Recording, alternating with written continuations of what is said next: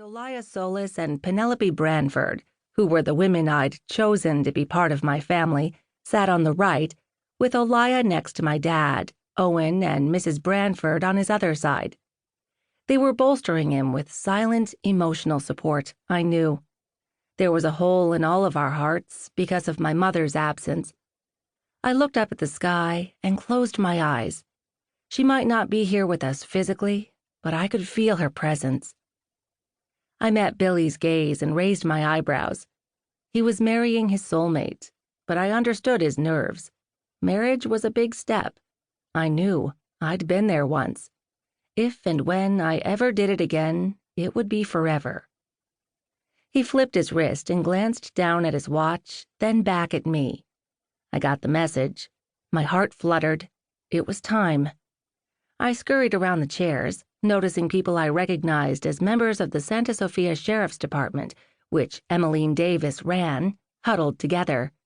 Some of her staff were manning the office and streets, but a handful of them, including the captain, a new position within the department, were here to celebrate her wedding.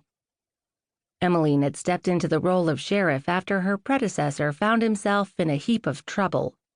He'd run a bare-bones operation with minimal manpower to fill the typical positions within a department. Em had changed all that.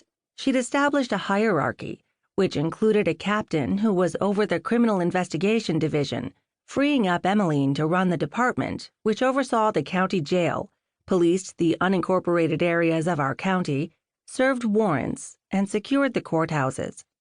It was a big job, but she was a strong woman and more than capable of handling it all. The new captain was a tall, thin man with long sideburns and feathery blonde hair. All he needed was a black turtleneck and a brown leather blazer, and he could have played David Soul's part in a Starsky and Hutch reboot. As I scooted by, he withdrew his cell phone from the pocket of his lightweight jacket and peered at it, but the sudden movement of his department people drew his attention away from his screen. As if they'd received some sort of subliminal message, Emmeline's subordinates moved as a group toward their seats. I slipped through the patio door leading inside the restaurant. The second Emmeline laid eyes on me, she screeched, all her sheriff composure out the window. "Ivy, where have you been? I'm so nervous. I think my knees are going to buckle." I rushed over to her. "You and Billy have been waiting for this day since you were kids. Come on, you're fine." Em's mother and father had stepped back, allowing me room to wrap my arms around my best friend and give her a squeeze. "He's a great guy," she said.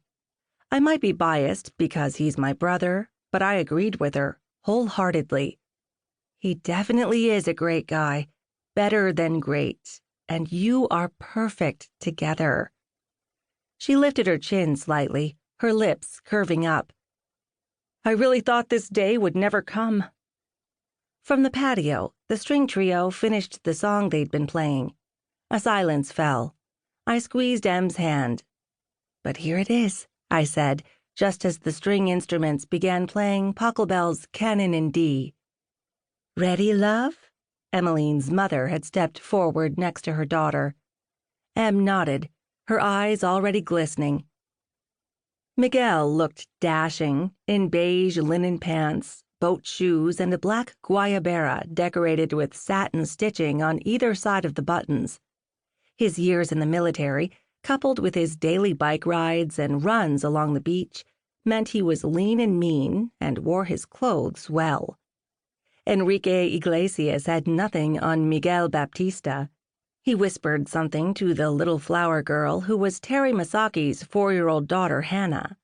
She giggled and bit her lower lip as she got ready to skip toward the groom. She looked like a fairy in her pale turquoise sheath, her satiny black hair dusting her shoulders, and a wreath of daisies like a halo encircling her head. She waved at her daddy, who stood next to Billy, then at her mom, May, who snapped pictures of her little girl with her phone. Miguel urged Hannah forward, and she started down the aisle. She carried a sweet drawstring satin bag, digging her hand into it, pulling it out with a fistful of satin, silver, aquamarine, and turquoise rose petals, and tossing them on the